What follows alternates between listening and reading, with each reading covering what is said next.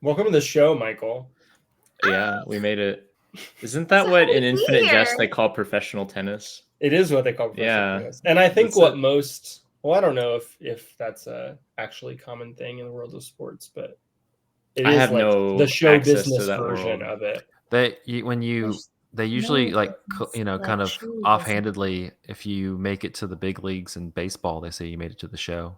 Yeah, no, isn't there a baseball you know what? video Isn't game that called in The Show, that's in Bull MLB The Show? Durham. MLB The Show. Mm-hmm. They talk about that. Man, David Foster Wallace taking credit for one less thing.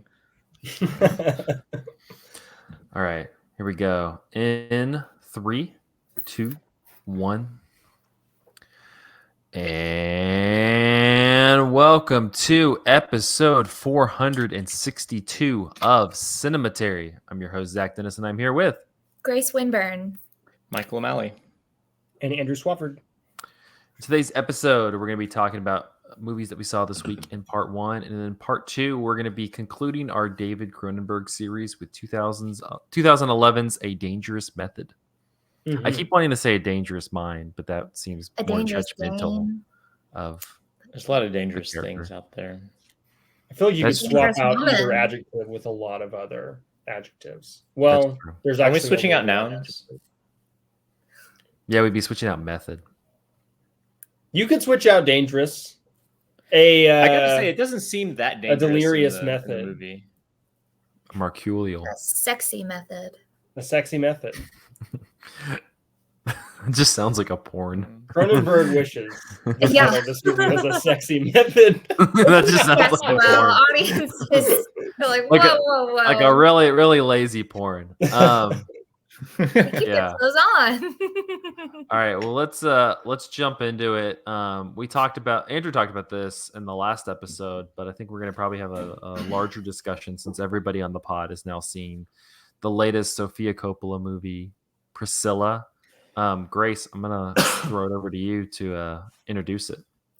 Sure, I would love to. Before I get started, I just wanted to share this fun little story about like going to see movies in a theater. I went to go see it when it opened at Central Cinema here in Knoxville, and I walked into the theater. It was pretty empty. It was 4:00 on a Friday. Of course, it would be. And I walked in, I sat down in the second row, and in the front row, there was this older woman, and she turned to me and she said, "You are too young to know anything about Elvis." Damn. And I just immediately, irrelevant. I'm on the edge of my seat. This woman is now my best friend. I say, "No, ma'am, I'm from Memphis, so Elvis and I were like that." Okay. Yes. I'm also from Memphis. Michael's like, whoa. Did I not tell you this? I'm from Memphis. We're from Memphis. No, you and I have strong Elvis feelings. I have strong Elvis feelings as well. I had an Elvis-themed birthday party. I had family that lived on his street before he, bought Graceland for his mother.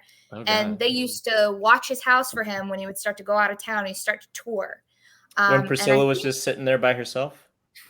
She wasn't even in the picture. This is early in his career. And he's just starting out. It was like he hadn't started cradle hunting yet. Cradle robbing. Not specifically Priscilla. That career, but anyway, I have my Elvis feelings and my Elvis connections, and we sat and we talked, and she was so excited to see the movie. She's a big Elvis fan. She saw him before he passed away. And when the movie, for whatever reason, wouldn't play, they were having some technical difficulties. She and we said, well, we'll come see it again. I didn't get her name. I didn't get her number. I just hoped and prayed that at the next time I went to go see it, she'd be there. I go to see it 2 days later. Guess what? She's in the front row. Man. So we got. It was. Give a shout out. What's her name? I still don't know her name. Man. I know, but she was just. Her name was Priscilla. Her name is Priscilla. She's the ghost of Priscilla Presley. Priscilla's not dead. I was about to say she's alive. She's an executive dead. producer on this movie. What are you talking about? She's Lisa not Marie's dead. Who's the Presley who died and produced Lisa this Marie, movie? his daughter. Her daughter? Oh, Priscilla. She's alive though. Priscilla's kicking. Priscilla I'm sorry, that's loved derailing this. the whole thing. Yeah. Breaking news, everyone. It was Priscilla that I was, sitting with and chatting with, and we're like this. So shout out to her wherever she is. But seeing a movie in a theater, there is truly just nothing like it. Thank you for indulging me in that story. I've just been dying to tell it. It's like, I can't believe that happened. But Priscilla, the story of Priscilla in Elvis's shadow. Who is she? Who was she? The woman that she became. We get to learn who she is. What's the saying? Behind every great man, there's a woman, or in this case, behind every okay man, there's a young girl. Being abused. Behind every abusive asshole is a woman suffering. Is a poor woman suffering. But I really loved this. I felt so tender and protective toward Priscilla throughout the entire film, but then by the end of it, you realize you don't need to really worry about her. She's going to be just fine. This is based on her biography, her autobiography, Elvis and Me, which is such an interesting title. It's always Elvis and Me. It's always Elvis and Priscilla. Or from my perspective, it was always just Elvis. Priscilla was kind of that set dressing or an accessory, which she is. This movie establishes her as an accessory to Elvis's whole thing. His brand. She keeps him young, keeps him plugged into trends.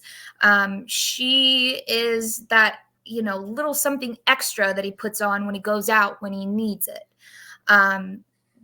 This movie, by the end of it, the credits roll, and me and my lovely friend, we turn to each other, and she says, somebody should have been protecting that girl.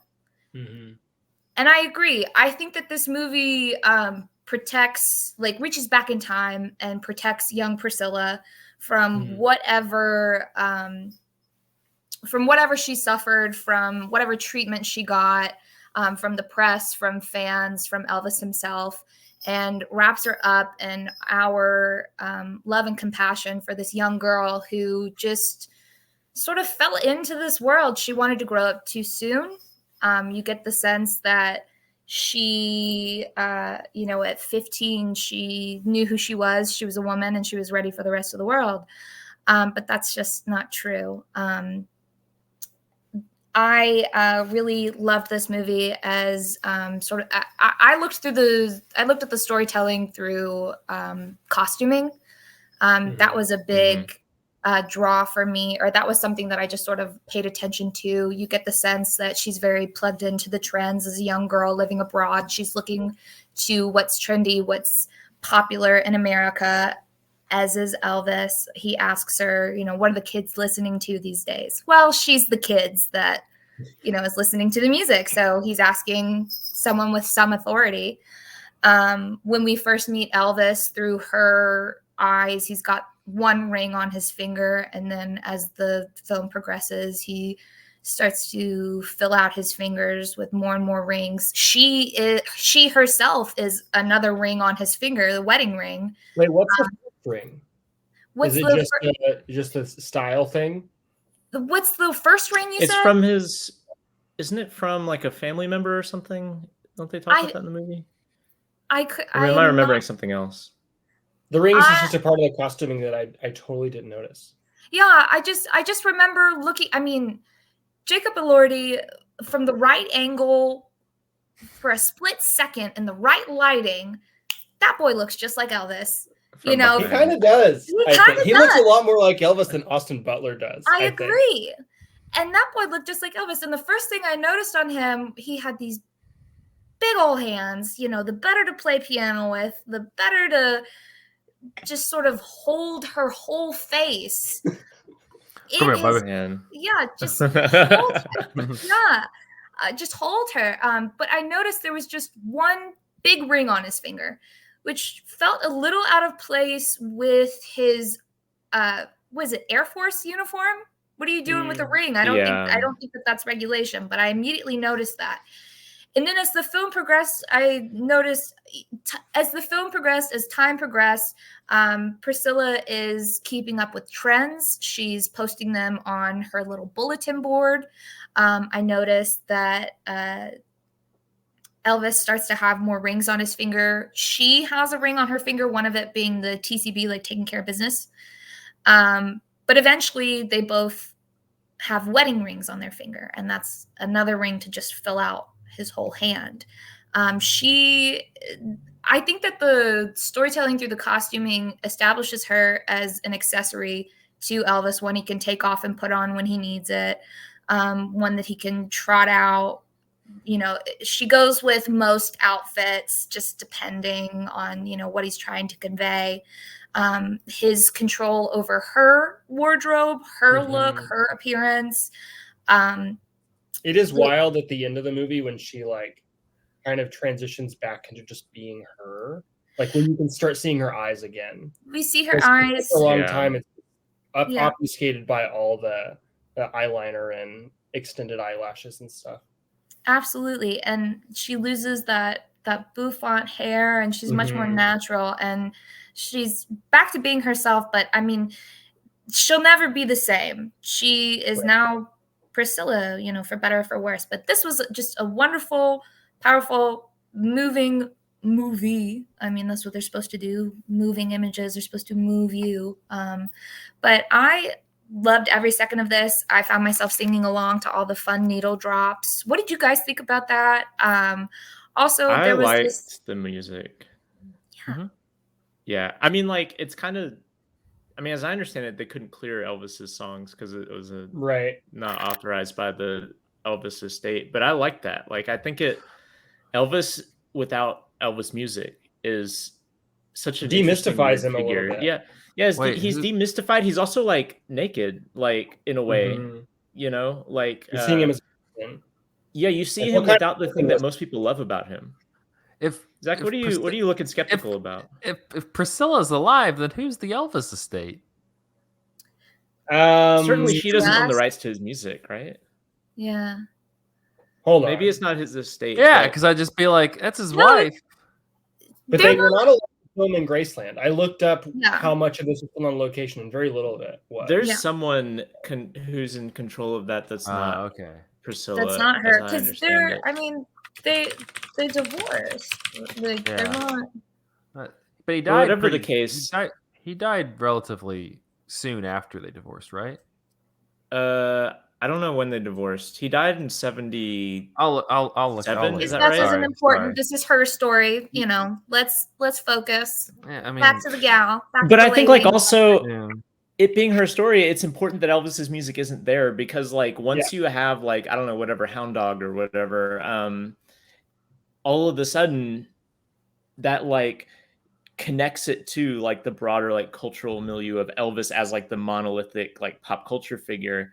And whenever that occurs, that's stolen from her. Like, the only time we see Elvis perform is like a impromptu piano thing that he does at like a really early party in the movie, right? And which is kind of as captivating. Like, you can see why she would be like the instant he like puts his fingers on the keys, like the entire party gravitates around that performance. And I feel like that if the movie had like Elvis needle drops, the movie would have felt bent around like the gravity of Elvis too, whereas so much of the movie is about showing what happens when that gravity leaves, and like Priscilla and his household is kind of left, you know, kind of floating around without like that central figure anymore. And he's just expecting her and all the people in that house to just kind of like stay in position for him to walk in and like then come to life, right? Yeah, exactly. He makes these pit stops in and out of this lonely little life that she has to lead inside these walls, inside this gate, inside Graceland. And it's so sad watching her live it. It's so sad watching her live it alone when he's there. because he's there with his Yeah. friends and she's there, but he's not paying attention to her. She's got to do her homework. Oh my Yeah. God. This movie There's Yeah, the also, scenes like- where she's in school are so stressful to me. Like she's been like doing like all night like just ragers with Elvis and then had to somehow study. Like that was but also like what a horrible prison like can you imagine being imprisoned in Graceland of all places? Like that's not a fun Mhm. place without Elvis. Like, you know, like the entire thing that is captivating about Graceland, allegedly, I've never actually been, but like I have been. It is kind of ugly, at least yeah, it's like now. all tacky and nouveau riche kind of thing, but You also like disagree? It's campy. I love camp. but It's would very you like to campy, be yeah. there without the Elvis presence? Like that, you know, the entire No. thing is again like about Elvis, and so when Elvis is not there, it's like a mausoleum, or it's like being in a living room where the furniture is all covered in plastic still, you know? It's also weird that there are other people there when she's there alone, but she's not allowed to interact Including with them. his dad. Yeah. Like how That like strange. sign up in front of the room where like the women are working on like Elvis's brand, or you know they're managing his letters and things like that, and he just has people like working around the clock for him, like managing himself as a business, but and they are not allowed to interact with one another as people because they are just kind of like cogs in this like money making machine. Right. And I mean, one of the interesting things about Elvis is that, like, in a lot of ways, he's a test case for like what we now understand to be pop stardom, like this highly Mhm. curated image that's like very producer driven, very like there's like an army of people behind like PR and like whatever, you know, there's intentionally seeded like tabloid drama. Like Elvis is like a test case for that. And Mhm. like one of the things that's always interesting and a little bit troubling about pop stardom is the way that it erases the labor and like the livelihoods of so many people unless they're going to be just part of that, like, you know, kind of fake PR, like whatever. Mhm. Like this is not really a related movie otherwise, but like one of the things I think is really interesting about the Jonathan Demme Justin Timberlake concert doc is how much time it spends on the crew, which is not Yes. something that usually gets Mhm. highlighted in a concert doc. And usually the concert docs are about like this totemic person like Justin Timberlake or Madonna or Taylor Swift or whoever it may be. And you're just supposed to be magnetically like your eyes are just on this one person the entire time. Um, Mhm. and this movie kind of does something similar to that Jonathan Demme movie in the sense of we are like Elvis is almost like a tertiary figure in a lot of ways. Like once the movie gets rolling, like, you know, where you see most of what you see is like the kind of machinery behind Elvis more so than like Elvis himself. Like when he's doing the Vegas shows, you don't really see him do anything with the Vegas shows. Like you see him like strung out afterwards and stuff like that. And most of it you see is like Priscilla like hanging around the hotel. I have a question for y'all. Like, now that this movie has kind of given us a different take on the Elvis story, do you feel like you have a better grasp on what the Baz Luhrmann Elvis movie was trying to do? Because this movie has such a clear sense of focus and purpose to Oh, it. 1000%. What do you think? It's not interested like in diving really into Elvis the person. It's all about Elvis like the pop culture like icon and like what that manifested, which is kind of what I clued in on and what I liked about it the first time. Like that's what it's about. It's about everything like that Elvis represents outside of like the actual human being he is. But you are just locked in with him in that movie too. Like it's all about But I think his like rehearsal, his performance, his business deals. It doesn't that's really zoom 100% what out people and care about see with the ripple Elvis effect. though. Like Grace, I don't know when you were living in Memphis or whatever, but do you remember how My there used to be a whole column in the Commercial Appeal Yeah. about My people's mom like wrote for the encounters with Commercial Elvis? Appeal. Yes.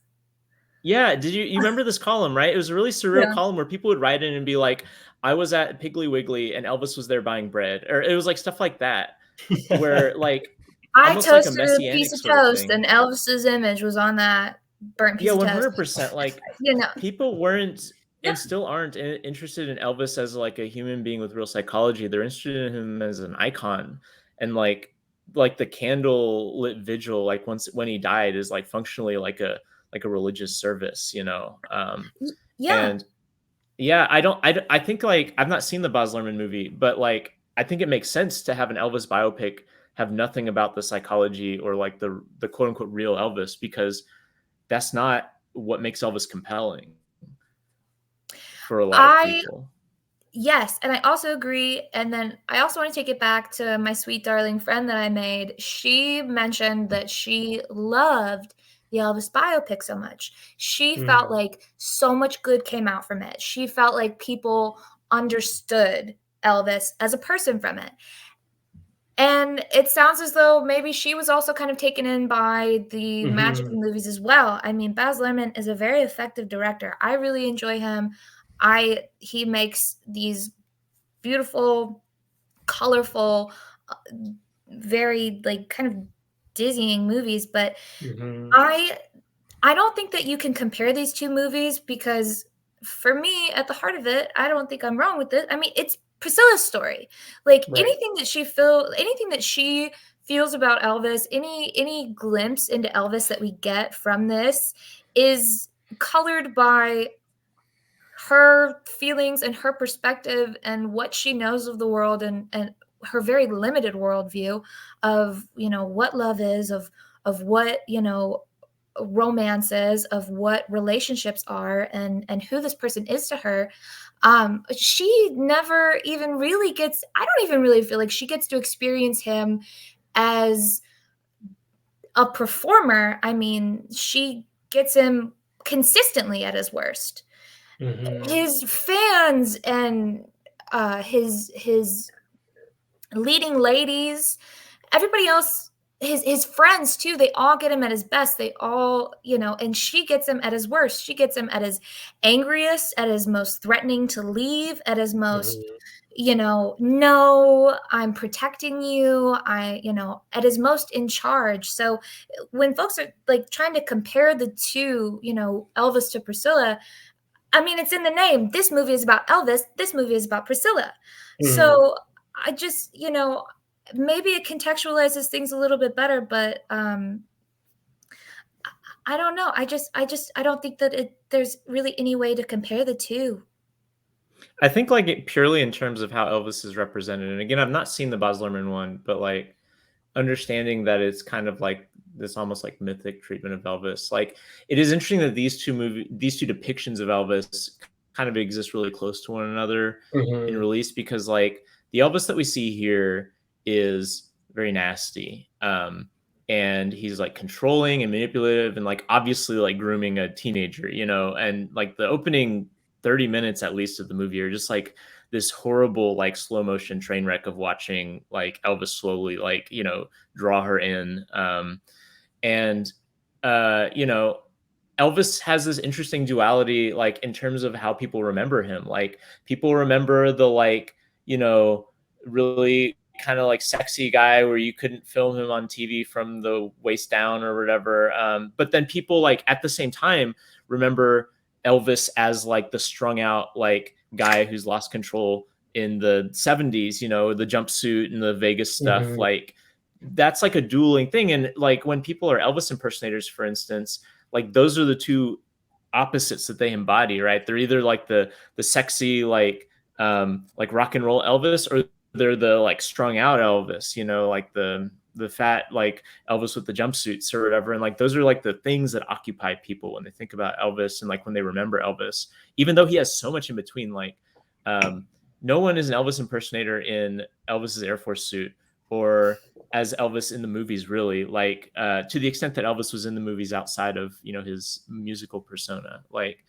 I just think it's interesting that these two movies were allowed to exist so close to one another because of that, like the kind of battling narratives over like when we think of like the memories of Elvis, like what is it that we remember? And I think it's really interesting that Priscilla gets to tell her own story here of like, here's what I remembered of Elvis, or here's what I experienced, because it is like a counter myth in a way. I don't know.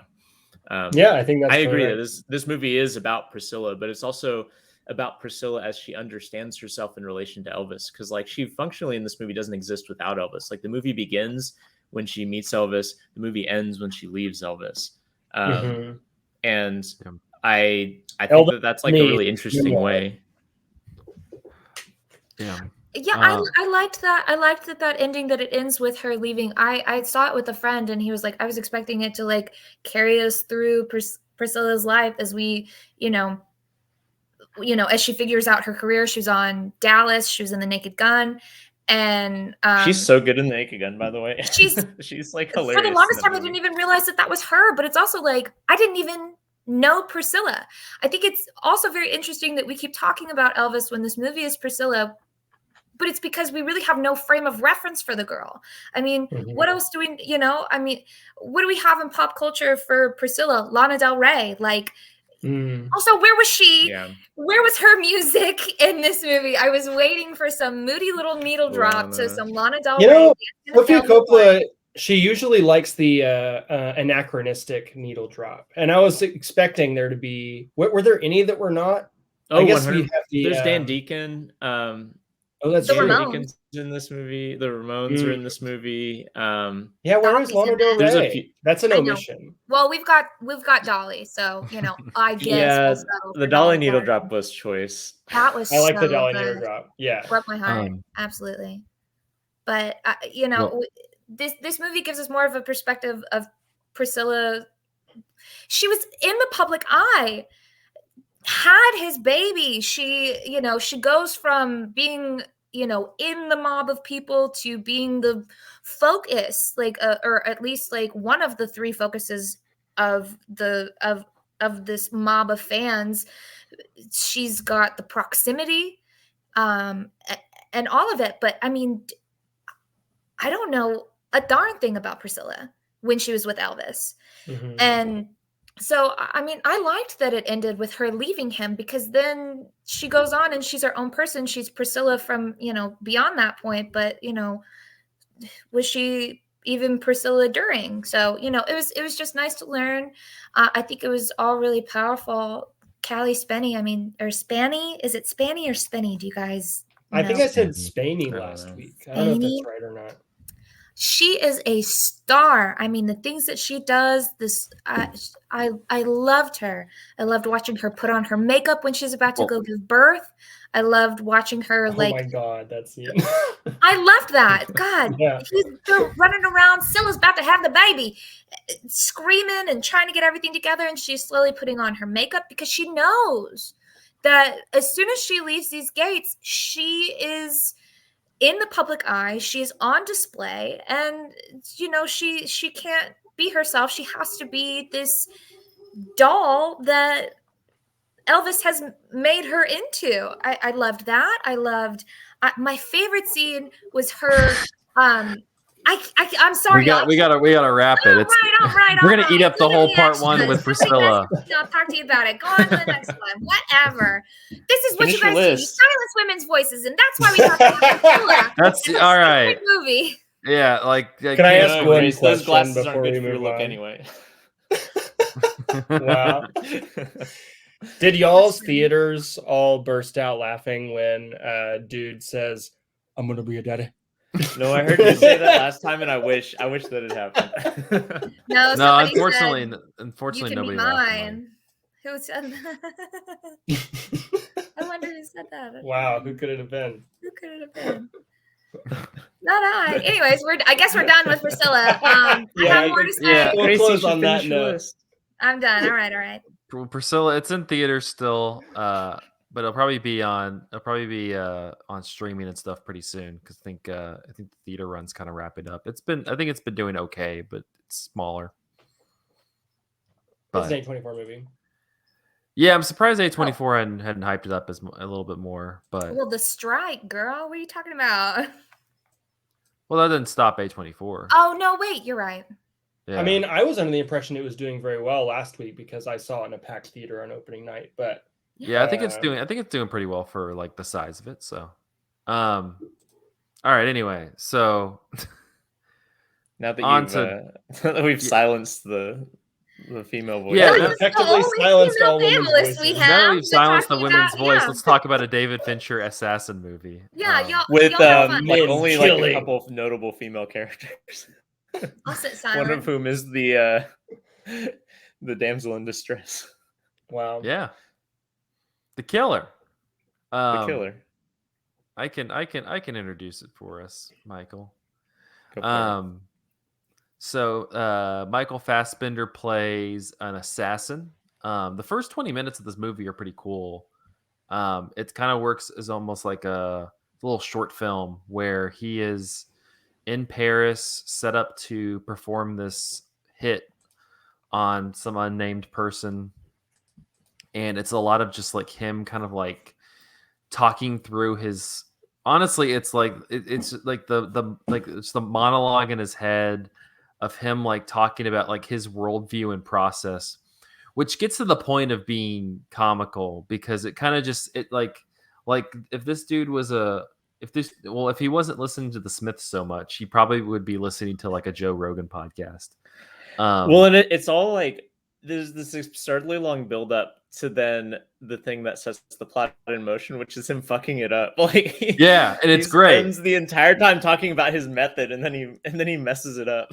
Well, that's the point when I was like, oh, David Fincher thinks that this dude's a dummy, like because he talks for 20 minutes about his process and how he like never misses. He's like, he literally has like a line where he's like, if I was a baseball player, I'd be batting 1,000.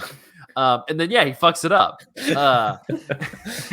Which honestly, if it was a 20-minute film and that like it ended with him going, oh fuck, like because that's like what he says, like would have been perfect. But it doesn't. He fucks up. He gets out of Paris. He goes home. He has like a house in the Dominican Republic, and he gets there and finds like this trail of blood and everything because these two other assassins have come to his house. We're looking for him, but instead have like attacked his like girlfriend, wife. I think it's something. his girlfriend. Yeah. Yeah. Who like, and so she's like in the hospital. And so because of that, he's like, I gotta set things straight, and proceeds to like go on this international manhunt where he's like taking out the people who run this assassination business. I don't know what you call it, as well as the two people who performed the hit.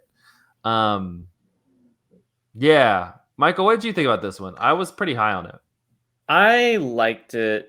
It was fine. I liked the very beginning. And then once it got into the like I gotta avenge my girlfriend plot, it kind of lost me a little bit. Like it never stops being kind of like funny and like jabbing at this guy, but also like there's that kind of weird tension where by the end of the movie he has been like the badass and like finally, I mean, with this enormous trail of bodies succeeded. And I guess I just got less interested as it went on. Like I was more interested in that kind of like it's almost like this guy is like having these existential musings, and it's a very slow and deliberately paced movie in a lot of places, which I really liked.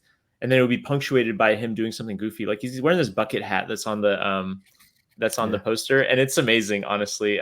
There's also this running thing where he keeps naming himself after TV characters, like his aliases will be, and all that's really funny because this guy, it's like punctuating like these really self-serious monologues like you could imagine like someone doing, and like who is in a much more like serious like guy movie. Well, the but way then the parts of the movie that aren't like that, it kind of lost me, like honestly, I kind of feel the review that I saw on Letterboxd that I liked the most was from David Ehrlich, who said The Killer is a movie about how awesome and embarrassing it must be for a 60-year-old man to live with the fact that he directed Fight Club. Not a knock on Fight Club. I kind of loved it. Because it's like, yeah, like you want this guy to be like, oh, he's this badass assassin guy who's like taking people out, is super cool, trotting around the globe doing stuff. And he's not. He's like, and like he's not. He's like getting on commercial flights. He's listening to the Smiths incessantly. Mm-hmm. But he kind of is allowed to be cool at times too, and I guess like you don't get to be the position that he is without actually being good at something. But like I enjoyed it more when it's like deflating him. But the trajectory of the movie after his initial like run in is like him kind of clawing his way back up into this place of control. Yeah. And Well, I found that less interesting as it went on. I enjoyed the movie overall, and it's really notable for how small scale it is and also for how slow it's allowed to be, which I thought was really cool. But I wasn't. I don't know. There are parts where my interest waned, and then came Well, I back. should mention also, I saw this in a theater. What? Dang. Yeah, there was a theater That's lucky. playing it near me, and so I saw it in a theater rather than watching it on Netflix. Yeah, I definitely watched it on and that Netflix. definitely, I think that helped for sure. I don't even like him like trying to avenge his girlfriend. I don't think he was trying to do that. I think he was trying to gain control again, and that's what's like kind of like it's a silly conversation, but also like I get what they're getting at between him and Tilda Swinton, who is I like like one that of the scene people a lot.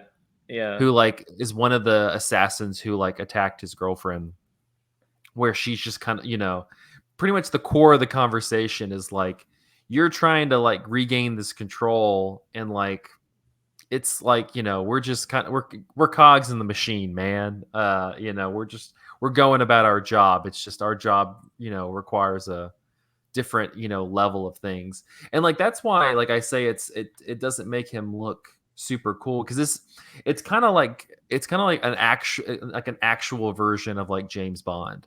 Like it's not James Bond where he's like, where like 1 minute he's like killing somebody and the next he's like at a beach with like his martini, like, he's got some supermodel with, like, it's not like sexy. It's like it's Michael Fassbender getting on a commercial flight to like Fort Lauderdale or no, St. Petersburg, Florida. Yeah, it's some random stuff Florida like that. place. Yeah, like like him getting on a commercial flight, getting off, funneling through things. Like a lot of it is like procedural. It's like him at the end of it, he's trying to get to the guy who like hired him initially to do the hit, to like get to that guy. And that ending is really interesting too, because he like has a conversation with the guy and the guy doesn't know who he is, because when the hit went bad, the people who he contracted called him and he was just like, yeah, do whatever you do when this happens, I'm fine, whatever. And so like he just just goes by procedure. That's the core of like what the movie is. It's like it's all about like how, like if like honestly, like if James Bond was in real life, like how mundane it would be, because like the entire movie he's living off McDonald's and Starbucks.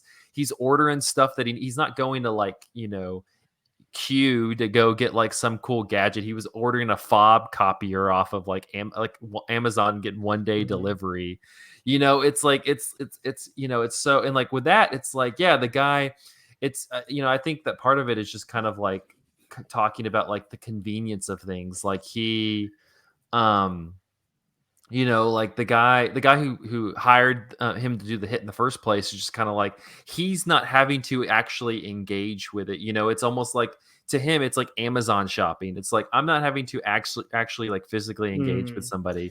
In fact, all I do is breaks into his house via like Amazon delivery.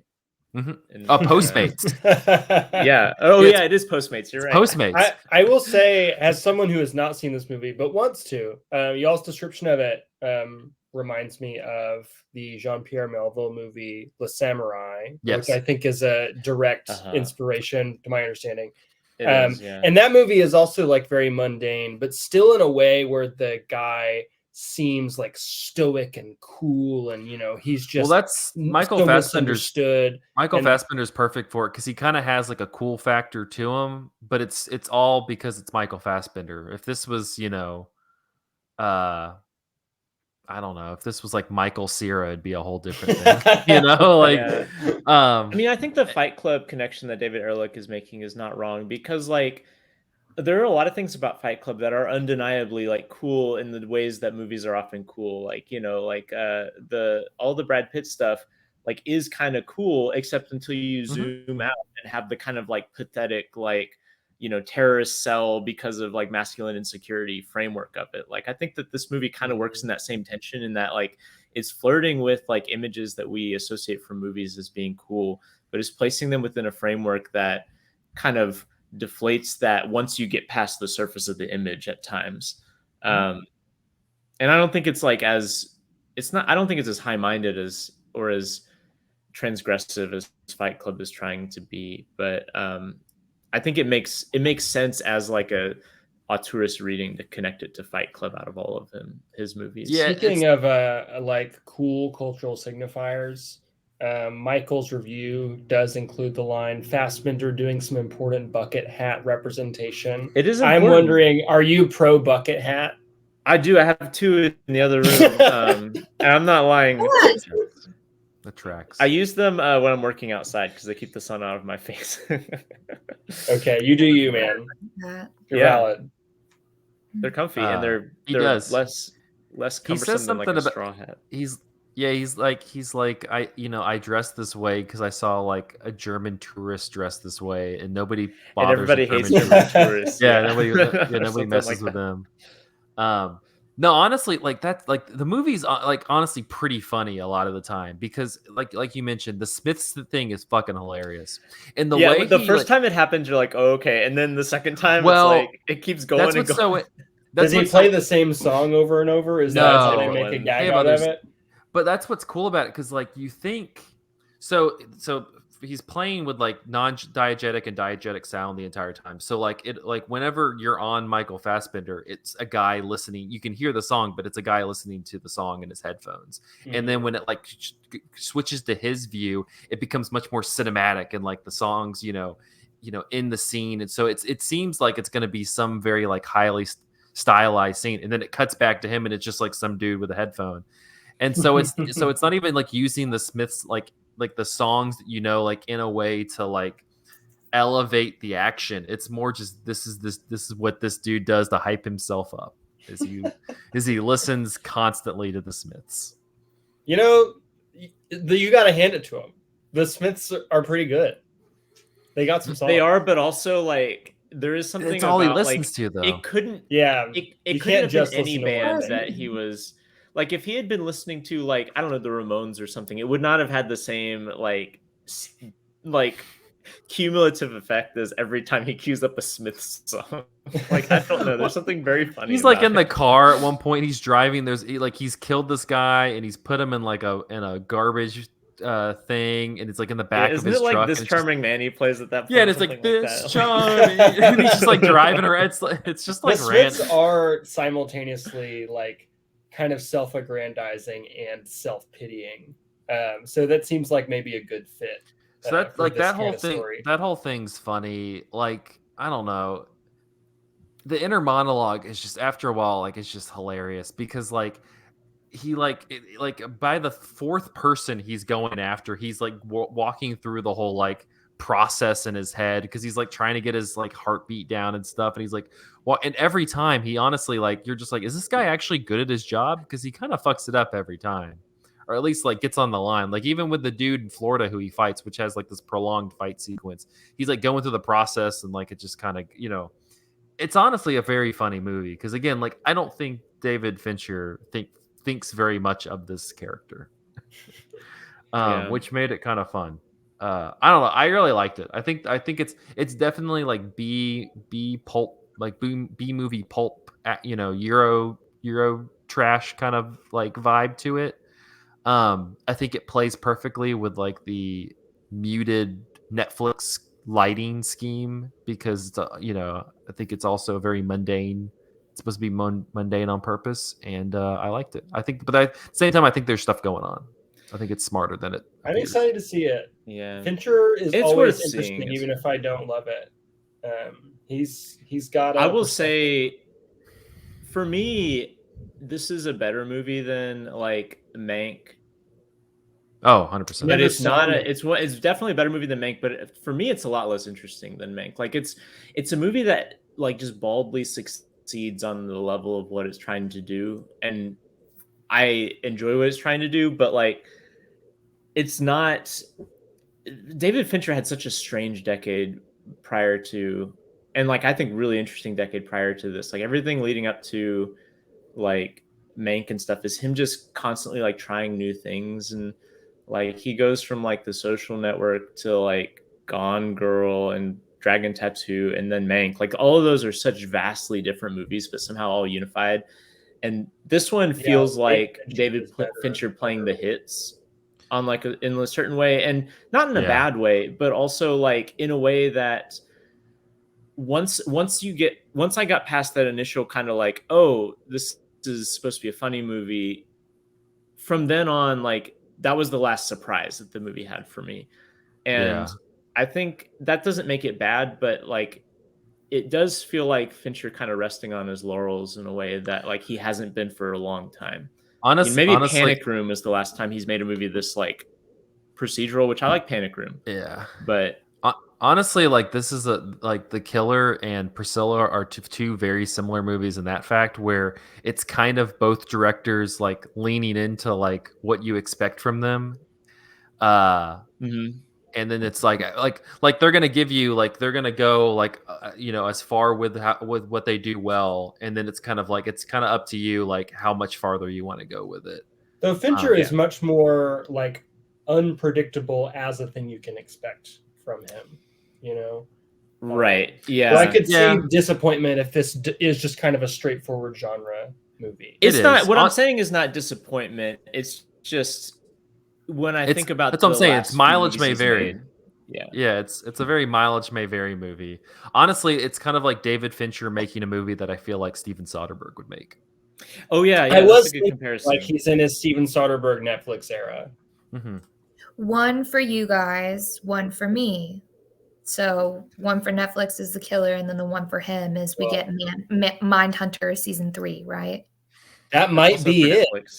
Mindhunter is very good. Mindhunter is very good. I've never watched it. I want a season 3, please. Is it good? I've not watched it. It is it's really great. Good. So, he puts in his time at the Netflix machine, Netflix factory, and then we get Mindhunter season 3. Is Mindhunter not also Netflix, though?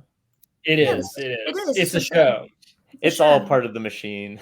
It's all a part of the machine. Well, that's what Michael Fassbender learns. Season 3, that's it. So that's like, exactly. okay, I'll do, Killer, and then yeah. You guys give me the money, and I get to do season 3. Yeah. Well, The Killer, it's on Netflix now. It was great to watch in a theater. But it is on Netflix if you would like to view it. We're gonna take a quick break, and then we're gonna be back with part 2, talking A Dangerous Method after this. That went long. Yeah, an action just 2 movies. 1. Yeah, I'm not even gonna talk about Ninja Turtles. Sorry, Zach. I'm sorry. Honestly, mainly for Michael. Michael, you should watch that movie. It's on my list to watch it. The thing is, I have no interest in Teenage Mutant Ninja Turtles. I don't really whatsoever. I don't really either. But the animation, it's kind of like I was reading somebody describe it. I'm like, yeah, it's like Spider-Verse, but it's like grimier. Like they're like it kind of like leans into just like kind of the grimy, really like even though there's like the kind of you're seeing the scenes being broken and into the Spider-Verse, there's something very like contained about it to a degree. Like it never feels like it's not pretty. In this movie, feels doing similar things with the animation style, but also like will lean into just being gross. Like there's just a lot of gross in this movie, and I was like, man, like this is kind of cool. Yeah, I was interested when I saw the trailer. I was interested in that animation style, so I'll probably. And honestly, they got like 4 just like super young unknown actors who play the turtles, and they're kind of fun because it's not. They have because Seth Rogen and his writing partner like wrote it and like produced it and stuff, and so you have like Seth Rogen has voices and stuff like that, like as like other characters, but like the turtles are just these like 4 unknown kids who it honestly sounds like they're just like hanging out in a room. There's something very natural to them. That's kind of cool. Yeah, I don't know. I think it was really, and like I said, like I think it was better than Into the Spider-Verse 2. Do I need to watch the new Puss in Boots before I make my year-end list? Is it really that's last year, isn't it? That's last year. No, it was this year, wasn't it? Last Wish. I'm pretty sure it was this year. The one with the most realistic. Yeah, it's last year. Yeah, it's last. Oh, was it December? Yeah, honestly, you should watch it anyway. It's pretty good. Fun. I don't know that it's like. year-end material for me No. either year. It does have some cool animated sequences though, and it's much more like interesting than the the last two Shrek movies. 100%. I Or mean, it even the would be first Puss hard in not Boots to movie. be. Yeah. The first Puss in Boots movie is pretty dire too, and this is definitely like redeeming that. Yeah, no, it's a fun one. It's a very like, you know, you can kind of watch it and it's not like you gotta think too hard. It's not like a masterpiece or anything. I think John a lot of Mulaney people on voices the bad guy. Letterboxd.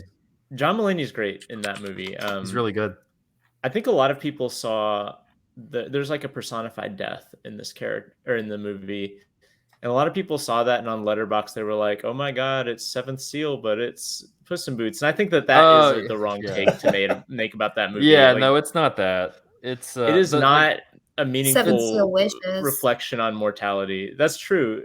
The Seventh Seal does not have as many colors as Puss in Boots. the death character though is pretty good. Like Dude, the death character's badass. He's really well animated, and it's pretty cool. Andrew, it's you would honestly think it's a Souls like boss. I'm gonna call it. I have been told Like, it's you're a gonna see- Bloodborne boss. Yeah. Yeah, you're gonna see that character and be like, "That's from Bloodborne or Elden Ring or whatever." Zach mentioning the last two Shrek movies led me to take a look at the October page on the Cinematary website, and I think that it's so funny the pictures that Zach chose for each individual entry of the Shrek franchise, because like the first one, it's Shrek and Donkey looking quizzically as if the audience of this podcast getting this in their feed thinking, what are they doing? And then the second one is like them very confident and happy, like, yeah, these movies are actually pretty good. And then Shrek 3 is like a very close up blurry photo of Shrek being like, no. And then the Shrek 4 is just like us going, what the fuck are we doing? We're stuck in this shit. Yeah. And then the musical Shrek Retold is just this like YouTube poop looking amazing thing. Man, Shrek Retold though, like I didn't. Shrek Retold is the second best Shrek movie. I love it so much. It's amazing. Yeah. Anyway, yeah, it's a great series. It was a great series. One of our best. Oh. Grace, were you on any of those? I can't remember. No, not at all. You didn't stop in for October. I did not. I didn't. I guess I was October 2. We're doing the same movies over again. It's worth listening to us lose our minds about Shrek 3. Honestly, I did like that's why Shrek Retold worked so well, because at that point that was the third time I had like processed the story of Shrek, like the first movie. And so I was just like, my brain was melted and I was like, oh my god. Because I'd watched Shrek 1 and then Shrek the Musical is pretty much the first movie again. And by that point I was like, oh my god, like I've had your to watch brain Shrek. needs to have been turned to mush before you watch Shrek. And like by that point you had already watched Shrek 3 and 4 and those are so bad and you're just like, oh my god. Grace, have you seen Shrek Retold? Are you aware of this? No. Oh god, Shrek. Do you have any watching? Do you have any like? So Shrek Retold is like this internet project where like dozens of fan-made videos were submitted, each like for a different scene in Shrek, until they finally managed to cobble together the entirety of the Shrek movie from these fan-made videos, and it is wild to watch. You can go on YouTube, I think, and find it. It's pretty. Honestly, it's incredibly impressive that they all came together and made this. Yeah. Good job, guys. You know, what a thing to retell. What a choice. Grace is never gonna come on this podcast again. We spent 30 minutes talking about The Killer. Now we're trying to sell Shrek Retold. Yeah. Oh no. I saw the first Shrek. I thought it was fun. I thought the second one was good too. I like what's her face from Ab Fab. That's the fairy godmother. Yeah, Jennifer she's in the really good one. Or not Coolidge. Jennifer Saunders. Jennifer Saunders. Yeah, British. Oh, I love her. She's fabulous. She's more great. fairy godmother, less everybody else. If I had it my way, but. And then what's the third one? That's the one with Justin Timberlake. We're talking about too much about Justin Timberlake. Have you actually seen the third Shrek movie? I feel like you would know. It is like disastrously worse than the first two. It's really bad. So I didn't see it, but I saw some of it. Like, when you just like flip it on TV and they've got it. It does have Justin Timberlake. He's Arthur, right? He's King Arthur. Yeah, you're Artie. Right. Mm-hmm. And I don't know what the point beyond that is. He's the real. There is not one. Yeah, I don't. Yeah, so then I don't know. But I saw the second one. Second one, fantastic. First one, great. Like nothing, you ever see before. And then you see the second one and it's like, it's like the first one. But no, I didn't see those. I wasn't a part of October. It was an experience. Mm-hmm. Melted my brain. What series did we do after that? Because I remember we had to. Oh, and then we did a cinematic journey through the Bible. We need to figure out a series. I thought a palate cleanser. Wait, wasn't the Bible but October. good? I thought it was the Bible but good. I liked the Bible series quite a lot. Yeah, it was good. It was just like it was something else after Shrek. Grace, question for you. Yes. The way that we come up with series ideas, or at least we have for the last year or so, is just sort of like alternated, like who pitches a series idea. Mm-hmm. And we like do something that seems like multiple people would be hyped about. Do you have series ideas? What would you want to do a series about? Oh, that's a great question. I don't know. I don't know. I mean, I don't know. I need like no pressure. There, but I feel like she feels pressure. I don't know. What do I have on my shelf? Some serious ideas behind off the top of your head. I thought this was my. There's you my library. Just think. You're good. Yeah, think about it. We're not asking for an answer right now. Yeah. Oh, okay. All right, I'll think about it. You seemed very frightened right there. It's just been a minute since we've gotten to the end of a series and not had something planned next. I don't know what's happening in 2024. I see. We still got Jean-Luc Godard somewhere along the line. Man, the eternal series idea. Man, can we end it with his last film, the thing we saw at Wavelengths? Can we not? I did not enjoy that at all. I didn't either. Wait, is that the Image book or? No, it's called Trailer for a Film That Will Never Be Made, I believe. Yeah. It was it was I think the best. Like, I don't think Andrew or I are like serious Godard heads, and so it didn't hit with us. I feel like if you were super into Godard, it probably would go with maybe. He's definitely like late styling through. I think once you've passed a certain depth of being Godard head, you've maybe just drunk the Kool-Aid a little bit. Yeah, and that's how you get through that movie is you've drunk the Kool-Aid. Yeah. There was that couple of days before we saw Goodbye to Language, Andrew, where you and I watched like 5 Godard movies or whatever. Yeah. And we're all like very different from one another. That was a lot. I did not enjoy a couple of those late Godards. But I did enjoy Goodbye to Language quite a lot. Goodbye to Language was fun. That was cool. All right. Anyways, we should talk about Freud. Let's talk some Freud and dude. I forgot how much like Viggo Mortensen is just incredible as Sigmund Freud in this movie. Like Giga Chad, Sigmund Freud. Say Giga Chad, Viggo Mortensen. Viggo Morgenstein. All right, here we go. In 3, 2, 1. And we're back with part 2 of episode 462 of Cinematary. We're going to be wrapping up our David Cronenberg series with 2011's A Dangerous Method, which was directed by Cronenberg from a script by Christopher Hampton. The film stars Keira Knightley, Michael Fassbender, Viggo Mortensen, Vincent Cassel, and Sarah Gadon.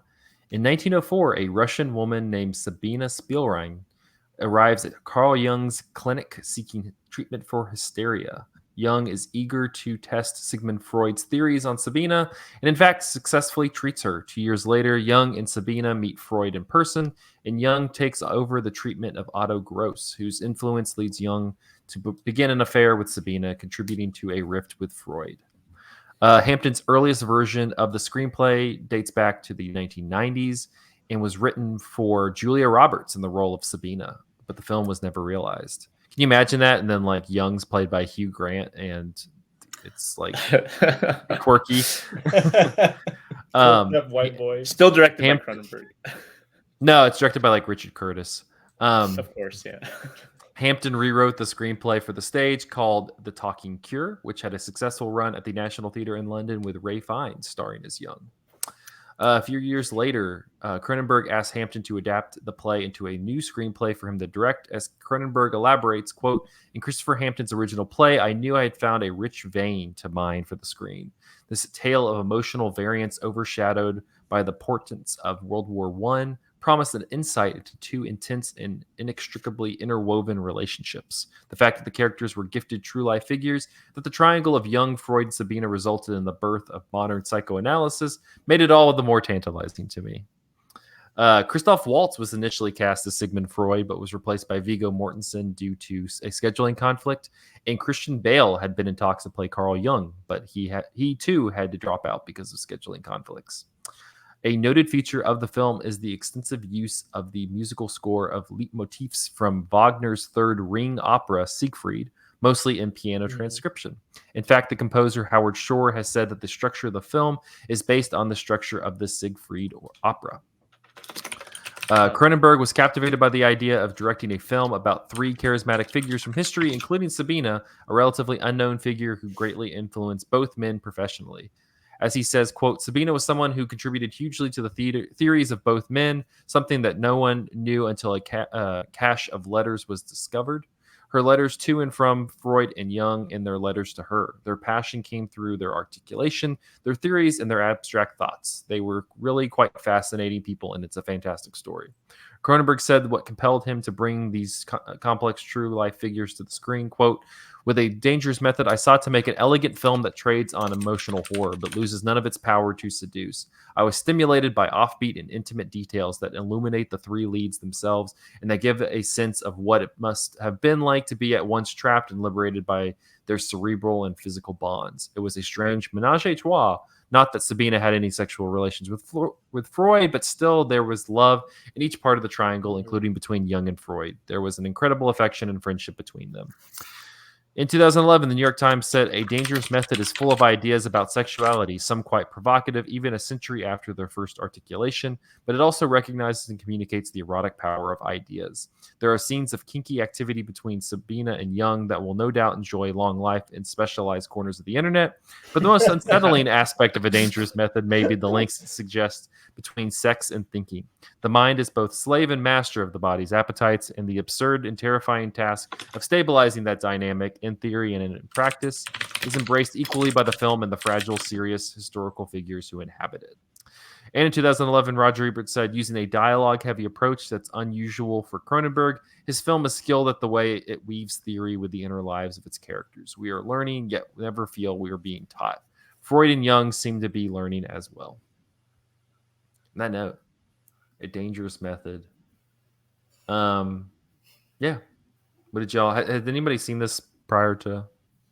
I had, yeah, long ago. Like I saw it when it came out. Yeah. Grace, had you seen it? No, this is my first time seeing it. Yeah, same.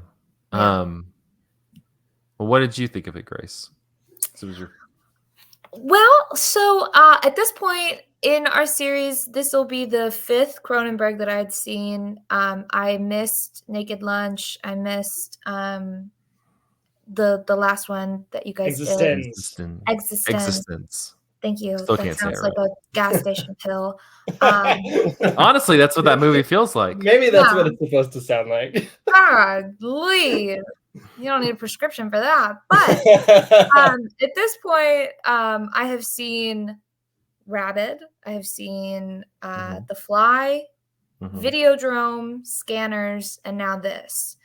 And I got to the end of this movie, and my first thought was, I didn't like it. Mm. So I didn't like it, but I still see Cronenberg in this. I see, like what I know him to be. I still see him in this. It's hard to turn off that influence. This whole movie talks about it's hard to turn off anything in your mind, but it has it's him underneath. I mean, we've seen these the psychosexual and the more I guess like BDSM side of things. What is erotic, what arouses, what elicits a reaction, whatever that reaction is. We've seen that in Videodrome. We've definitely seen it in Crash, where there's sort of a violent edge to these sexual desires that he explores. There felt like there was some aspects of body horror, the contortions, the control that Keira Knightley has over her facial expressions. I mean, I kind of I found myself kind of like looking through my fingers. I was like, oh, that is hard to look at. That is upsetting. That is unsettling. That's not what we're used to seeing. I mean, Keira Knightley, she's such a beautiful and talented actress. She owns period dramas. She owns them. True. And this is, yeah, absolutely. And this is no exception. I mean, she delivers a performance. I mean, she is just a powerhouse, but I definitely saw enough of Cronenberg in this. This is well directed, fabulously acted, interesting, and I still got to the end of it. I was like, I didn't really like it. Were you like waiting for it to become something more than it was? Waiting for a left turn? I think maybe I was waiting for the other shoe to drop, something a little Cronenbergian. I guess so. I mean, this is like a very it's a very straightforward narrative. It progresses chronologically, and I was looking for something chronologically, I guess. And I didn't, and I didn't. It was like, at what point is Carl Jung going to start like disintegrating his body? Right. Where's the gun? Where's the violence? Like, where's the other violence? Or just like the other side of the violence, and or something else grotesque, or something, more supernatural, or something more scientific than the mind. Yes, maybe I did find myself waiting for something. This also felt a little more sedate than some of his, the other Cronenberg movies that I've seen that we've talked about. It's just, I mean, it is a straightforward period drama, a love triangle, with tinges of World War I, World War II. It was great. It's a great movie, but I still just didn't like it. So this was a movie that I pushed to have on the list of Cronenberg movies that we covered, partially because of the way that it's doing something so different from the rest, or I guess from what he is known for, like what Cronenbergian mean, like what weight that name carries. Like, we associate it with really macabre imagery and like visions of bodies being mutated and destroyed and fused with other bodies in various ways. And this movie exists so much in reality that, like, I think that it can be disappointing or just kind of feels empty because you're waiting for it to become a David Cronenberg movie. Surely David Cronenberg would not make a movie about Freud if he was not going to do some crazy shit with it. But I think that David Cronenberg just thinks like the birth of psychology and like the study of human sexuality is really interesting and like worth looking at as like a reality bending thing in and of itself. Like these are characters who are living, or people, I guess, but characters in the function of this movie. They're living on kind of the bleeding edge of a paradigm shift. And just the world in general does not think about human bodies and human sexuality the way they have discovered that we maybe should. At one point, Jung compares Freud to Galileo, and they're often talking about like their opponents and the way in which their views are pushed back against, or is similar to the way that Galileo was vilified for just speaking things into the world that seemed to be true, right? And I think that Freud and Jung, I'm not an expert in like their actual writings. I read a little bit of Freud in college doing like literary theory, like Freudian analysis of books.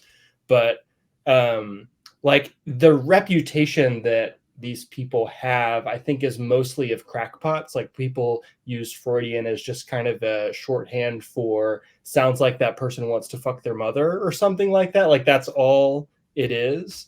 But I don't know. I think that Cronenberg isn't Cronenberg and isn't like interested in all of like the bodily stuff that he's interested in, if not for like a sincere interest in human sexuality and kind of like a destigmatization of it. Like, I think that one of the most like stereotypically Cronenberg-y things that happens in the movie are those scenes with Keira Knightley when she's kind of contorting her body and like you're getting these close-ups on her face. She's like just scrunching her face up and like glaring at you, it like to an extent that feels kind of off-putting. And that made me kind of realize, thinking about it, that so much of Cronenberg's like power, like the force that his movies have on viewers, the way he's able to elicit fear, is just that he's aware of the fact that like we as a species are sort of uncomfortable with our own bodies and like taught to feel shame about them in various ways. Like there's certain things that like they shouldn't do, or like certain things that people shouldn't see them do, or etc. And like I think that he's able to get us into that headspace even in a movie that is set in reality, because just the idea of human sexuality is so like reality breaking to these characters that it's kind of afforded a certain like gravity or radicalness in the context of this movie, if that makes sense. Sorry, I just talked for a long time, but that's kind of my opening thought about why this movie is interesting. To be fair, that tracks in line with a lot of the movie when Freud and Jung are together, where they're just smoking cigars, going, "But what if?" I love that when he's like, "Mr. Jung, are you aware that our first conversation has lasted 13 hours?" I love that. Yeah. I like that every time, like just entirely through the movie, Carl Jung always is like saying something, and then somebody goes, "Well, what if you do this?" And he's like, "Oh yeah, you're right. What are you talking about? I'm dumb. Yeah, you should do that." Like every conversation he's in, it can be his wife, it can be Sabina, it can be the Vincent Castle guy, it could be Freud. Like every time he's just kind of like, he's like, "Well, what if we do this?" And they're like, "Actually, you should do that." He's like, "No, you're right. He's very submissive, right? He kind of does defer to what other people tell him to do. What other people until he doesn't, right? Yeah. Like because like when he gets down to like the nature of the schism between him and Freud in the movie, and I guess in real life, I'm again, like you, Andrew, I'm not super familiar with like the specifics of their theories beyond like what you learn in literary criticism, but like in the movie at least, like there's almost like a schism because like Freud is so like relentlessly materialist, or at least like what passed for materialist in like his psychological stuff, and Freud is frustrated that like Jung is a mystic in some ways and is like constantly pushing for this like idealized something that's out there. And like at least how I saw it framed in the movie is like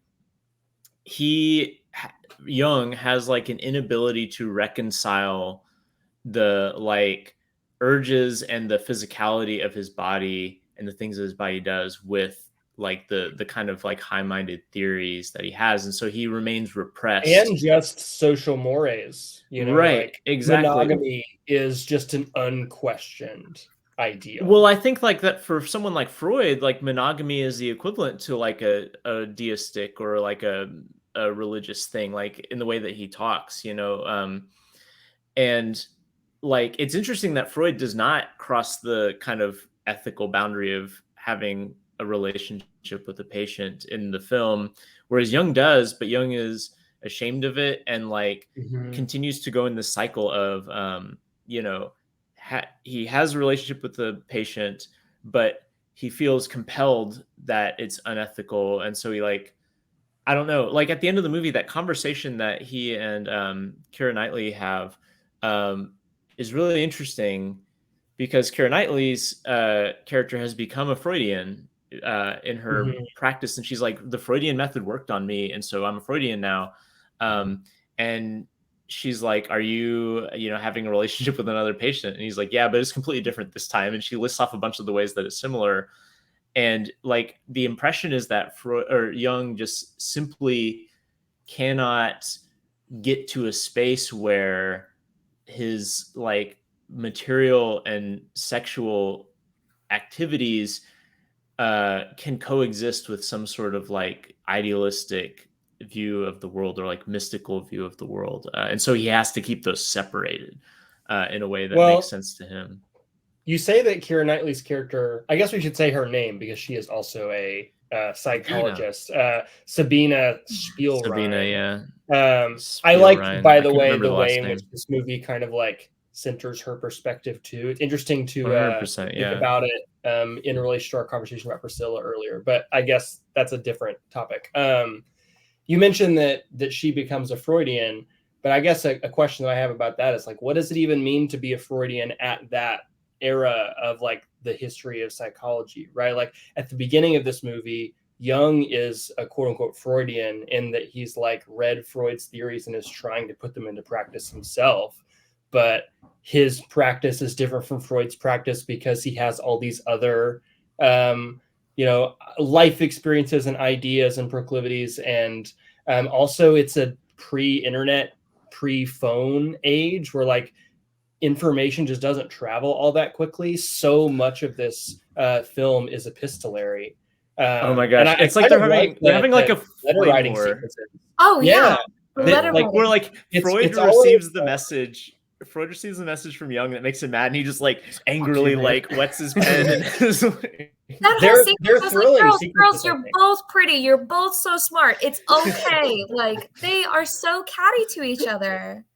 I really like the kind of structural gambit that Cronenberg goes for there, where you do hear like kind of a full letter in a lot of cases, but you hear it read while you're watching the person reading it. So you are both like hearing the intonation that it was written in that voice, and you're seeing how the person reacts as if they're in the same place, but they're not in the same place.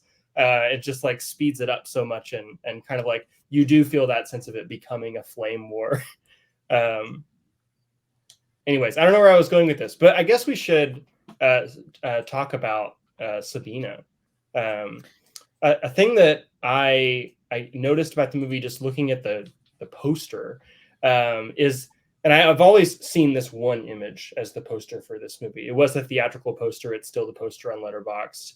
Is like just the three of them, Freud, Jung, and Spielrein, positioned like linearly, like horizontal to one another, but like there's transparency, and she's in the center and like a little bit higher on the poster than they are. And I think that that's pretty indicative of where the movie ultimately lands regarding like the philosophy of these people. Like it is as though we're meant to think that she is taking the best of both of their ideas and building on them and like towards a future psychology that is like, actually worth studying, and not kind of bogged down in, a lot of the mysticism and jargon that Freud was very fond of. Well, and she at the end becomes a children's psychologist, which is really interesting to me, especially if, like, as Freud, theorized, like, the adult psyche can be explained by childhood trauma or childhood incidents. Like, I don't know how much interest Freud had in actual children, but it, like, is a logical step to, like, actually, treat children. It seems like he didn't have a lot of interest based on the scene that we get of Jung going over to Freud's house for dinner. And like we get a very long conversation of them talking about, like, sexual impulses or whatever. And then all of a sudden you get the, like, cut away to the rest of the table, and there's like 10 kids sitting around the table. And he's like, don't mind my family. They don't care about any of this. They're used to all sorts of dinner conversation. And you get the sense that Freud probably not a particularly good dad. Jung, not a particularly attentive husband, right? Like these are people who are on the front lines of, like, discovering how human relationships work. But, they are themselves affected by, like, compounded generations upon generations of, like, people not understanding this stuff. And so, like, they are also indicative of, like, the worst ways of going about it too. I think, like, in the context of this movie, it is interesting because, like, I think Freud, I was surprised returning to this movie, how much of this movie seems to be, like, Freud being the one who's talking reason to Jung, who's clearly, like, repressed and not admitting it. Or I guess proudly admitting what is the line? Freud has a line, something about, like, how you'll say that we shouldn't be repressed, but then you'll stand up and say you're repressed, but that it's righteous to do so. Or something. I can't remember. There's some like interchange that's like that. Yeah. But, like, so much of the movie, at least to me, especially now seeing a lot of Cronenberg movies, like, feels sympathetic to Freud in a way that I didn't remember. But in the end, the only person who truly, like, self-actualizes in the film is oh god, I forgot her name again. Spielrein? Yes, Spielrein, right? Like, at the end of the film, she's pregnant, she's gonna be a parent. She's, like, academically, on this exciting path. And whereas, like, Freud is not doing well at the end of the movie health-wise. And I think his theories are kind of, like, whatever. But and Jung certainly is portrayed as being kind of, like, stuck in this, like, cycle of his own psychology. But she is able to, like, I don't know, like, synthesize or transcend some sort of, like, hangups and find happiness while also embracing the kind of, like, material elements, like of, like, childbirth or her own sexuality. I mean, like, her sexual breakthrough that she has with Jung is in understanding her connection between shame and sexuality. And that act of, like, that realization seems to put her in a much better place to deal with that than the practitioner who guided her through that, Jung, who kind of refuses to see the same thing in himself.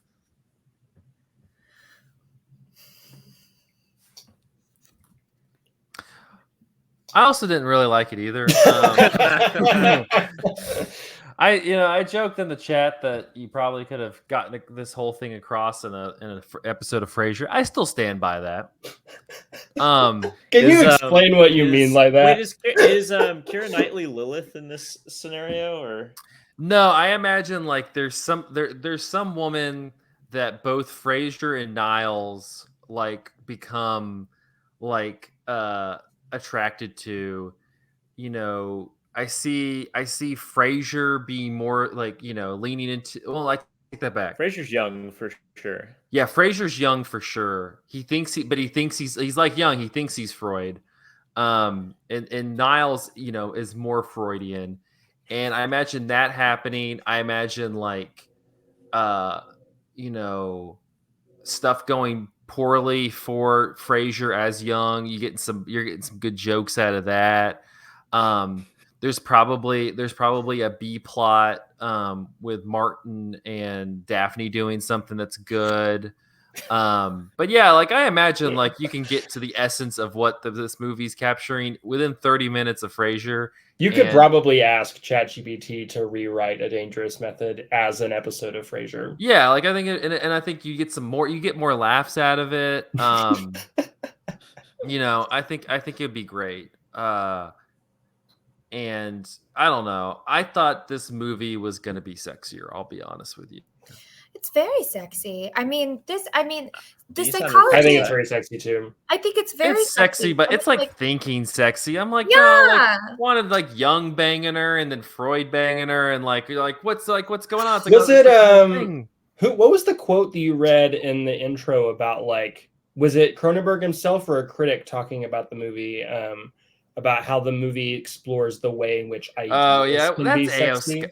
That's A.O. Scott though. He writes for the New York Times. Of course, he's gonna be like thinking sexy. But he's right. Like like almost all of kink and role play involves like imagining or like thinking about the power dynamic that exists between you and the other person, right? Like there is a sexual, though not like physical contact driven relationship between Freud and Jung in this movie. Like as soon as Jung realizes that he's being domed by Freud, he needs to step away from the relationship because he did not know that was what was happening.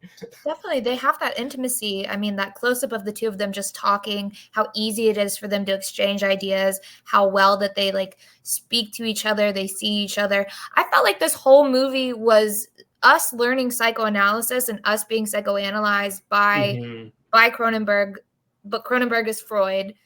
Sort of I have like so many thoughts, like Cronenberg is Freud and we're Jung, and then also Cronenberg is Jung, and you know, we're Sabina. Like I have this is how I felt about Existence last time. Like everything feels like it is a metaphor for everything else. Absolutely, because it felt like not only were we learning like you said in your introduction, Zach, learning psychoanalysis, but not really being taught or you know, spoken down to. Like we are kept abreast of everything, you know, with all of these new ideas and groundbreaking theories as they're unfolding, and then we're being psychoanalyzed by Cronenberg. Like, you like sex in my movies, don't you?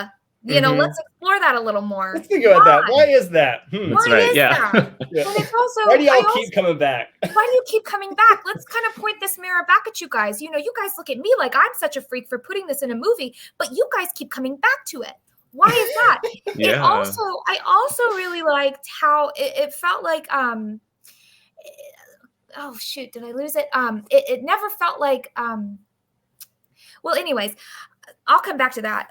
No, great point. I agree. Yeah, because I forgot it. But you know, if he's Freud and he is you know, pointing the mirror to us, like letting us look within ourselves, then we're Jung and we're meant to carry this a step further. To you know, and then Michael, you said that Sabina is self-actualized because she has the qualities and the healing and the theories of both men present in her mind. So she is from a very like privileged position to have both theories in her and to have been treated by both theories. And then she continues and she breaks new ground in child psychology. She continues, she goes further. So it's always about, you know, being inspired and then building on that and going further. There's the pioneer, and the pioneer eventually settles on a horizon, but there's always still another horizon that the pioneer's looking at, and they don't go beyond that. Who goes beyond their horizon, their settlement? So it's up to us then. And obviously, like Cronenberg is not an academic. He is not like actually carrying on the work of these people. But I think that in a way, his movies are interested in like continuing the conversation around like sex and shame and you know, desire and all of the things that are kind of like stirred up into this big nasty stew that most of his movies are.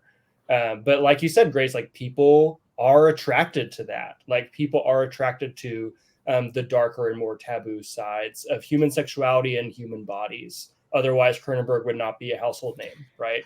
Well, and I think also a lot of his movies like a lot of his movies, are focused on someone who at least perceives themselves to be, whether rightly or wrongly, to be at the vanguard of something. And you have like Brundle in The Fly, or you have in Dead Ringers, you have these twins who are kind of supposed to be innovating gynecological science. And you have like Crash, which is, they're certainly at the vanguard of something there. Crimes of the Future, we're Crimes of the unlocking Future, new right? level of Scanners, sexuality. the new Yeah, and I generation think- of minds, and Videodrome, new generation of Right. The new Flesh. Yeah. But I think that man. in every one of those movies, there are characters who learn how to deal with that vanguard, like deal with that by recognizing that just because it is something new does not mean that it is above like our material reality. Like just because you are making some brilliant innovation doesn't mean that you have transcended to some sort of new idealized state of human existence. Because that's what like Brundle thinks in The Fly. He's like, at first, he's like, I've become this new man who's like better than all other men. And in the end, like he just is this, quivering pile of goo, like all of us eventually.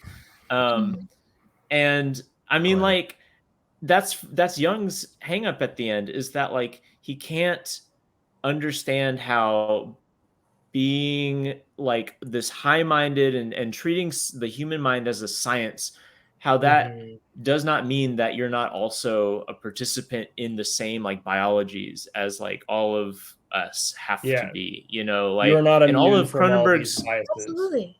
Like so many of Cronenberg's movies are about that tension of that the tragedy of that person who can't square their ideas with their biology, or like in Existence, like this idea that like virtual reality is also full of these like gross little like tumor looking devices. Like there's not like digital technology and biology, right? They're all connected to It's each all other. one and the same. Yeah.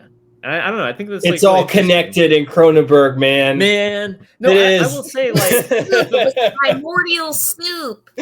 As I've returned to some of these movies that I watched of Cronenberg really early on, like I watched this movie not knowing it was a Cronenberg movie when it came out, and probably wouldn't have really understood what a Cronenberg movie would have been. I knew what The Fly was and stuff like that, but like returning to it now, having seen like a dozen Cronenberg movies, and like that kind of opens up this movie because you all of a sudden see these connections with like thematically, like in the true auteurist spirit, there's just something really interesting about like how this movie dovetails with so many other like thematic interests in the rest of his career that I definitely did not have the capacity to pick up on the first time I saw it, because I just hadn't seen all these others. Like I think Crash in particular feels like a skeleton key to this movie, and I in ways I can't quite articulate, but I know that you're a big fan. I of that think movie, Crash Andrew. is the best one. Yeah. I know it's not in our series, but we just didn't do Crash because I already talked about Crash for like 2 hours with Seth's podcast. So if you want to go like get a bonus episode to the Cronenberg series,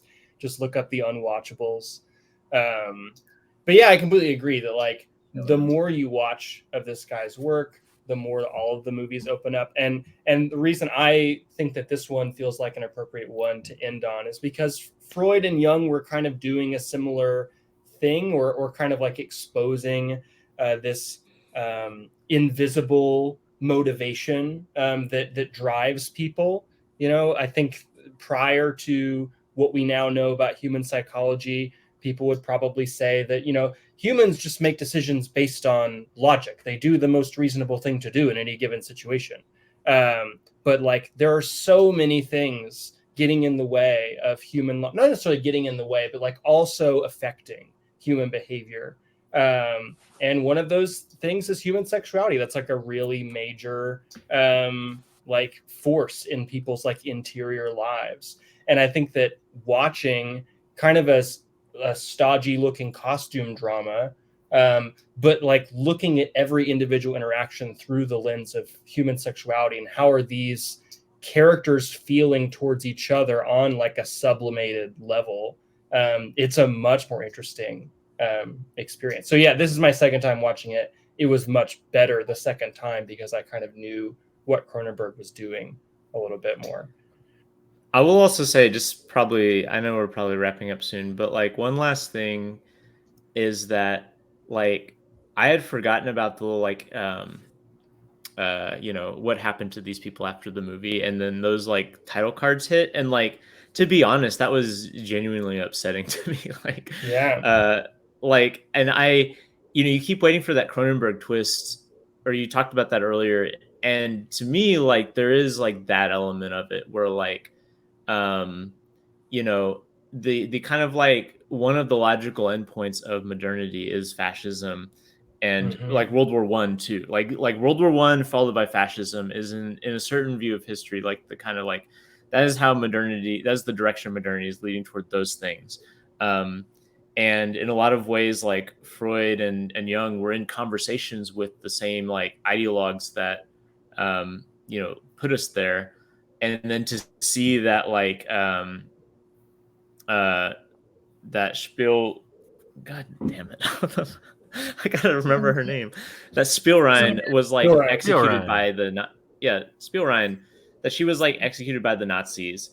um like that's, I don't know, there's a certain way in that that is Cronenbergian, and like, Mhm. you know, the march of technology is toward like this kind of annihilation of like any sort of, I don't know, like these higher Just ideas towards ultimately are profit and not towards, exactly, yeah, like just betterment of human subsumed by these experience. enormous machines that just kill and like harvest, you know.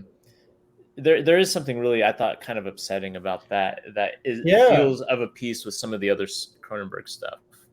This is, I was kind of thinking about that with regards to the Galileo thing earlier. The like, this is one example of a study that was like deemed a threat to the paradigm humans were living under and like attempted to be snuffed out. Um, Fortunately, it survived, right?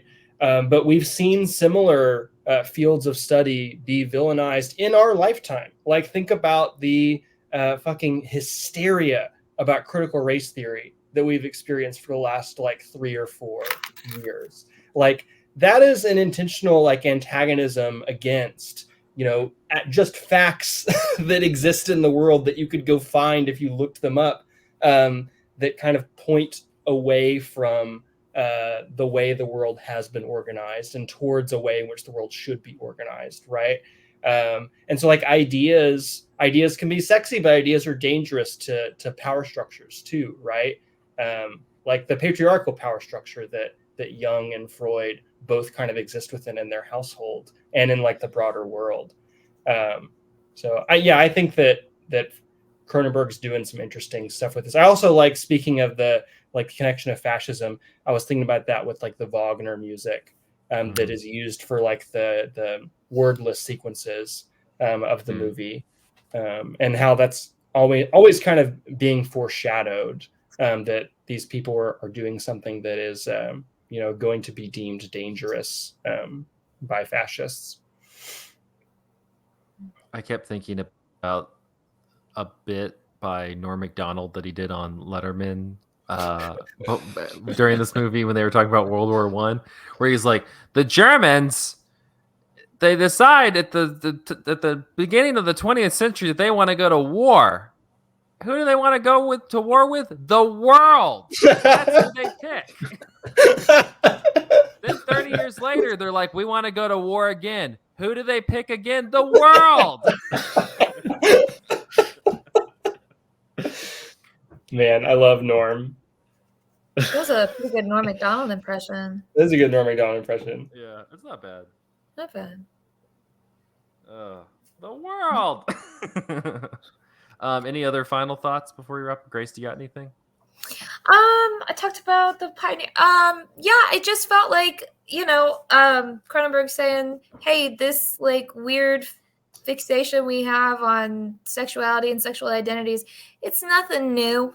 We've been talking about it for ages. People have been arguing about it for ages, even in what seems to be polite society. I mean, that was like a pretty, picturesque picture of polite high society in the early 20th century. So no, all of this being said, this was a really great conversation. I still didn't like it. I mean, like, that hasn't changed anything.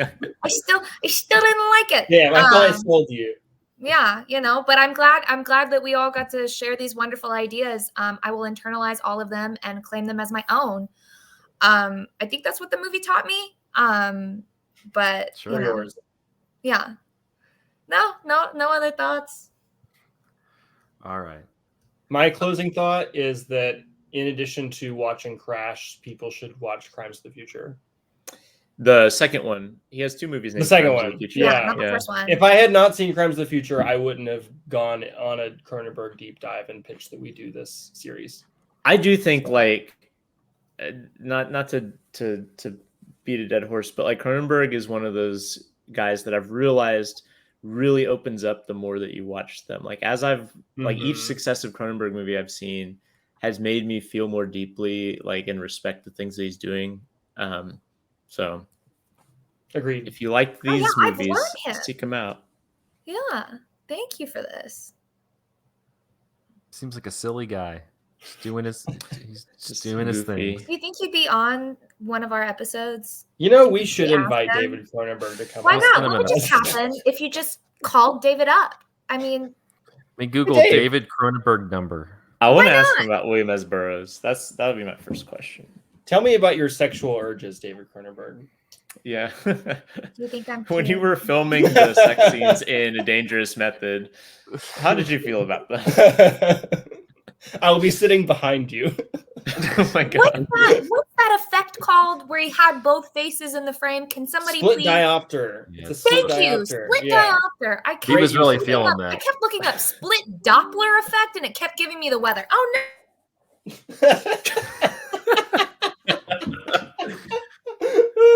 We won't take any. This is an audio medium, so I should mention that Grace has just disappeared from our screens. We won't look at it as like a Freudian. We have thing or again anything. silenced the voices of women on this podcast.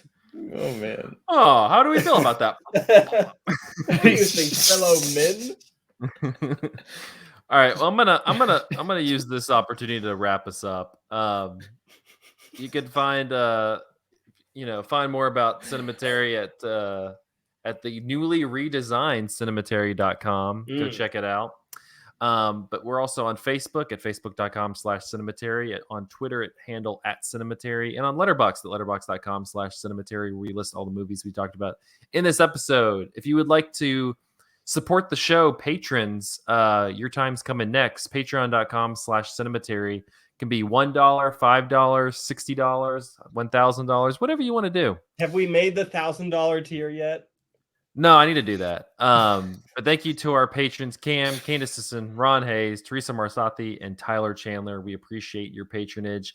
And on that note, we're going to be doing our next series is going to be some Patreon picks.